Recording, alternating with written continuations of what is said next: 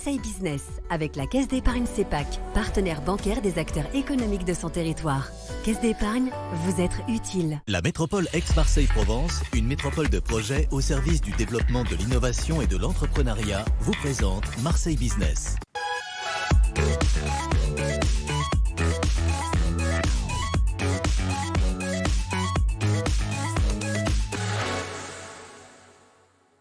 Bonsoir à tous, soyez les bienvenus dans Marseille Business, l'émission de BFM Marseille-Provence consacrée à l'actualité économique dans notre département. Aujourd'hui, notre invité, c'est Jean-Luc Chauvin. Bonsoir. Bonsoir. Le président de la Chambre de commerce et d'industrie Aix-Marseille-Provence. À mes côtés, comme chaque mardi, Laurence Bottero. Bonsoir Laurence. Bonsoir Sophie. Rédactrice en chef de La Tribune pour la région Sud. On commence tout de suite avec le chiffre éco de la semaine.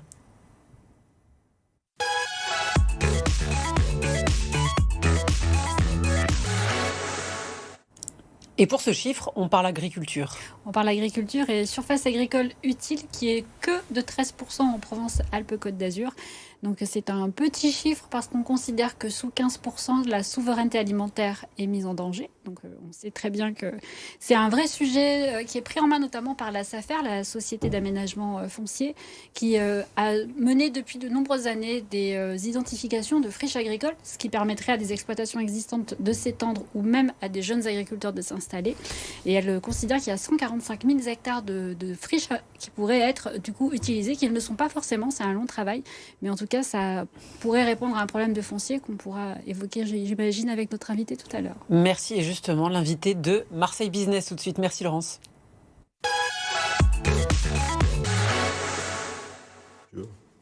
13%, bonsoir quand même, Jean-Luc Chauvin, président de la CCI Aix-Marseille-Provence. Seulement 13% de surface agricole, ça vous surprend ? Alors, oui, ça me surprend un peu, parce que c'est très faible, effectivement. Je pensais que dans la métropole, on avait un petit peu plus, donc c'est peut-être un chiffre régional. C'est un chiffre régional, absolument. Voilà, je crois que dans la métropole, on a un chiffre qui est un peu supérieur. On a, d'une manière générale, 50% d'espace naturel, agricole ou naturel, au niveau de la métropole Aix-Marseille-Provence.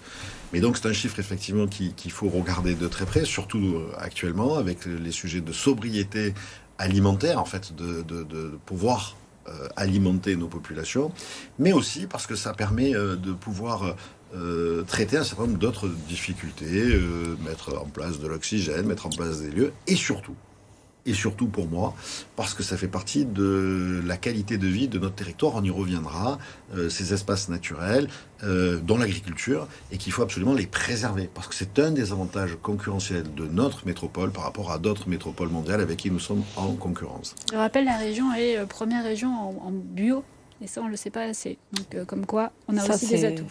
C'est une bonne nouvelle, ça fait plaisir. Absolument, oui. Jean-Luc Chauvin, vous êtes là pour faire le point sur l'économie dans la métropole. Comment ça se passe ?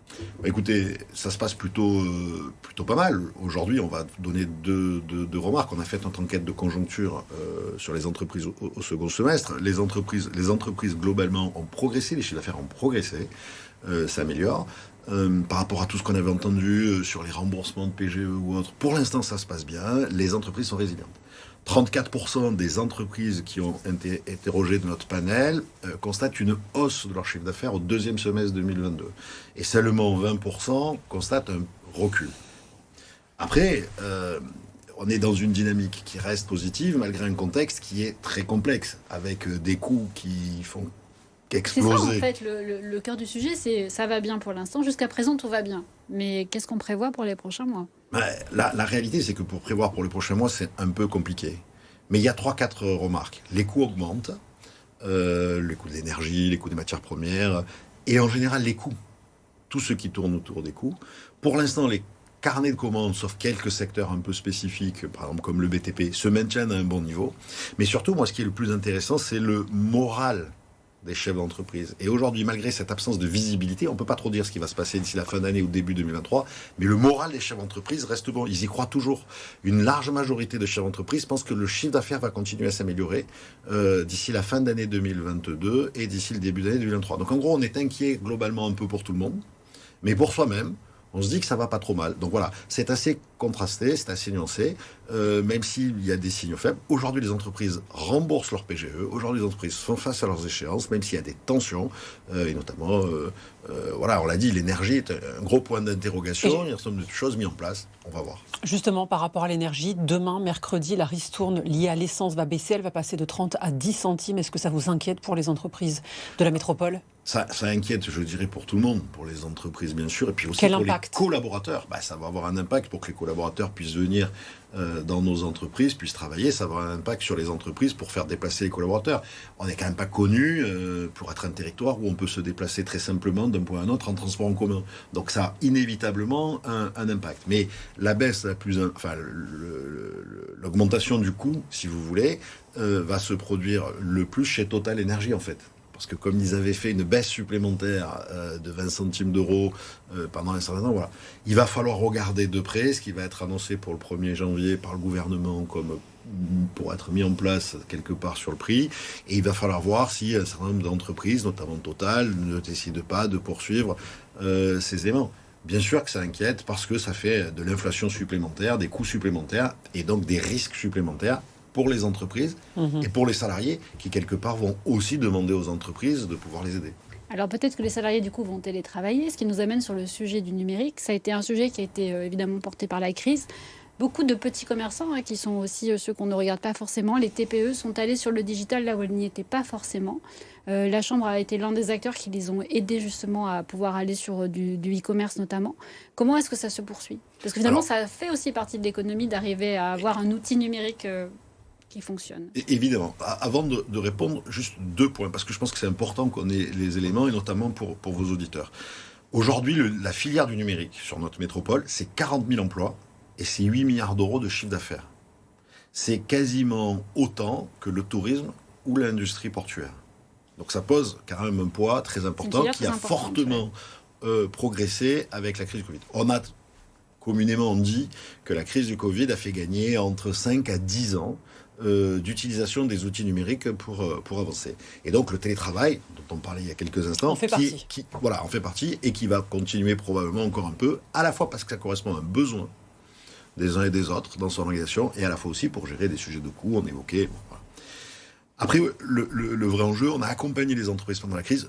La bonne nouvelle pour les entreprises, je voudrais leur dire qu'on continue à les accompagner. Et notamment les plus petites, les TPE-PME, qui souvent pensent que finalement, c'est plutôt les grands groupes, il n'y a pas vraiment d'évolution immédiate. Comment on les accompagne ? On les accompagne avec un certain nombre de formations que l'on fait au quotidien. Par exemple, on met en place des formations régulièrement avec Google. On fait des ateliers de formation-information aux outils numériques qui sont réservés essentiellement aux TPE-PME. Bon. On met en place aussi des diagnostics qui peuvent être gratuits, par exemple, suivant les catégories, pour certains commerçants, pour certaines TPE, et qui vont jusqu'à un plan d'action individualisé dans chaque entreprise pour se doter à la numérisation. Et puis, on a aussi des formations plus génériques. Et un des sujets majeurs, c'est la cybersécurité. La cybersécurité, les entreprises n'y sont pas préparées, comme la plupart des Français, et on voit bien qu'il y a eu une explosion avec l'utilisation des pratiques là-dessus. Et donc là aussi, on met en place des formations pour les entrepreneurs, mais aussi pour les collaborateurs. Et on fait 2 formations très prochainement, je peux les annoncer aujourd'hui, le 29 novembre et le 7 décembre à la Chambre de commerce, on a des formations où les gens s'inscrivent. Formation, c'est à la limite du module entre les deux. Mais l'idée, c'est de faire comprendre à chacun d'entre nous qu'il faut prendre des coups d'avance. Il ne faut pas attendre d'avoir le problème pour réagir, mais il faut se protéger.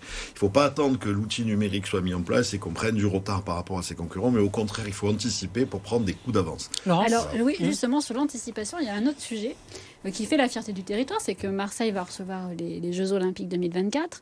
On sait qu'il y a des appels d'offres qui sont liés à ces Jeux, et pour autant, les entreprises n'ont pas l'air de vraiment y aller. Et pourtant, il y a aussi un potentiel de croissance, justement, là où on a besoin d'avoir des leviers.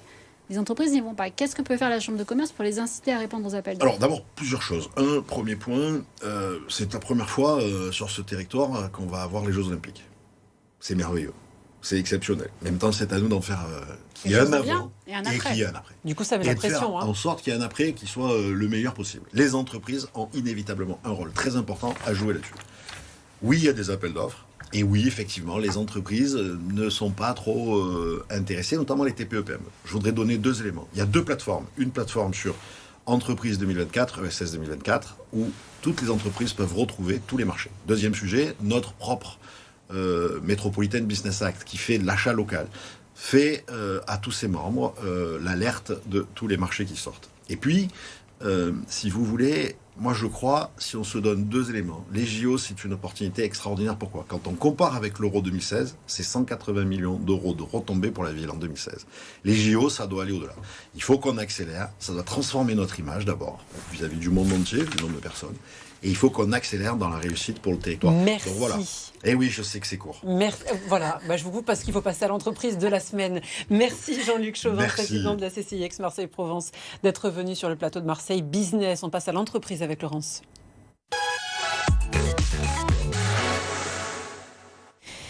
Cette entreprise, elle est basée à Port-de-Bouc et elle va nous intéresser. Et elle va nous intéresser. Et si tu te souviens bien, on en a déjà parlé ici. Tout à fait. C'est Save My Shoes qui restaure les baskets usagées avec un prix unique de 30 €, ce qui est une très très bonne idée. Alors en fait, c'est une association, c'est pas vraiment une entreprise, même si l'esprit entrepreneurial est bien là. Et ce que fait son fondateur, c'est surtout d'inciter et d'éduquer la population au recycling. Donc il y a des points de vente qui sont mis en place dans la ville. Il y a aussi de la sensibilisation qui est faite auprès des jeunes. Et voilà, c'est un très beau projet qui a bénéficié effectivement d'un microcrédit de l'ADI. On en avait parlé avec Sébastien Chess, le directeur régional. Donc voilà, une initiative qui doit se multiplier, qui met aussi l'upcycling à portée de tous, parce que parfois c'est aussi souvent pour des bourses un peu plus aisées. Donc voilà. Oui, il faut changer, on ne jette pas les baskets dès qu'il y a un trou. Exactement. Merci beaucoup Laurence. Le calendrier de l'écho, toujours avec toi.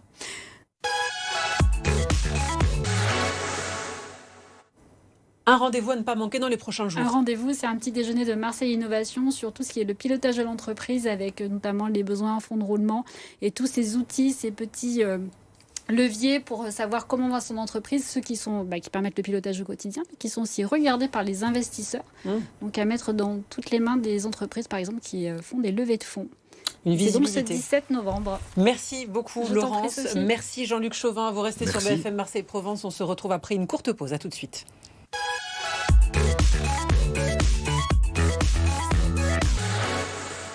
C'était Marseille Business avec la Caisse d'épargne CEPAC, partenaire bancaire des acteurs économiques de son territoire. Caisse d'épargne, vous êtes utile. La métropole Aix-Marseille-Provence, une métropole de projets au service du développement de l'innovation et de l'entrepreneuriat, vous présente Marseille Business.